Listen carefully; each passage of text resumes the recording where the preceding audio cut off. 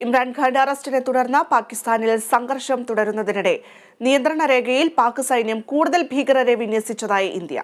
വിവിധ തീവ്രവാദ സംഘടനകളിലെ അംഗങ്ങളെയാണ് പാകിസ്ഥാൻ ഇന്ത്യൻ അതിർത്തിയിൽ വിനിയോഗിച്ചിരിക്കുന്നത്. ഇതോടെ അതിർത്തിയിൽ സുരക്ഷ ശക്തമാക്കിയിരിക്കുകയാണ്. പാകിസ്ഥാൻ മുൻ പ്രധാനമന്ത്രി ഇമ്രാൻഖാന്റെ അറസ്റ്റിനെ തുടർന്ന് നിലനിൽക്കുന്ന ആഭ്യന്തര സംഘർഷങ്ങൾക്കിടയിലും ഇന്ത്യക്കെതിരെ തീവ്രവാദികളെ വിന്യസിച്ചിരിക്കുകയാണ് പാക് സൈന്യമെന്ന് റിപ്പോർട്ടുകൾ. 20 പേർ വരെ അടങ്ങുന്ന സംഘത്തെയാണ് നിയന്ത്രണ രേഖയിലായി വിന്യസിച്ചിട്ടുള്ളത്.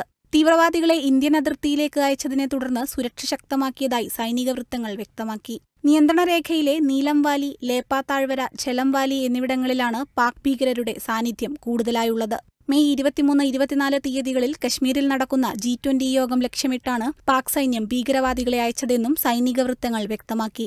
പാകിസ്ഥാനിൽ കലാപം രൂക്ഷമായിട്ടും പാക് ആർമി അതിർത്തിയിൽ സൈനിക വിന്യാസം ശക്തിപ്പെടുത്തിയിട്ടുണ്ടെന്നും ഇന്ത്യൻ സൈന്യം പറയുന്നു. സമയമാകുമ്പോൾ തക്കതായ മറുപടി തരുമെന്ന് പാകിസ്ഥാൻ വിദേശകാര്യമന്ത്രി ബിലാവൽ ഭൂട്ടോ പറഞ്ഞിരുന്നു.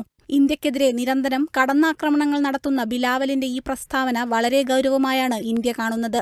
ഷാങ്ഹായ് കോർപ്പറേഷൻ യോഗത്തിനായി ഗോവയിലെത്തിയപ്പോഴാണ് ബിലാവലിന്റെ ഈ പരാമർശം. പാക് ആഭ്യന്തര കലാപത്തിൽ പുകയുമ്പോഴും ഈ പുകമറയും ഇന്ത്യക്കെതിരെ തിരിയാനുള്ള ആയുധമാക്കുകയാണ് Pakistan. International desk, Kerala vision news.